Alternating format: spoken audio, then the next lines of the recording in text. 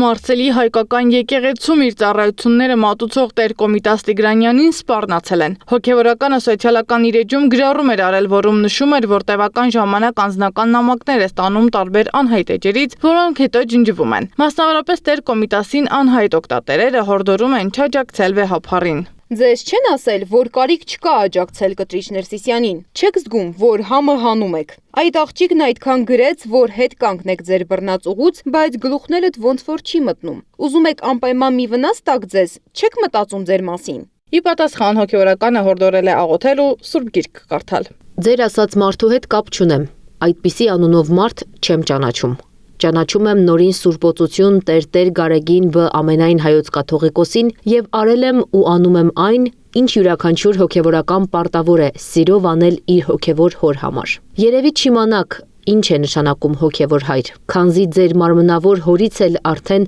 երևելի դաստիարակություն չեք ստացել։ Մի խառնեք Ստեփանների, Արամայիսների եւ Արմանների հետ։ Հանգիստ նստեք ձեր տեղը, ինչպես ձեր դասականն է ասել։ Աղոթեք, պահք պահեք, պատարագի գնացեք։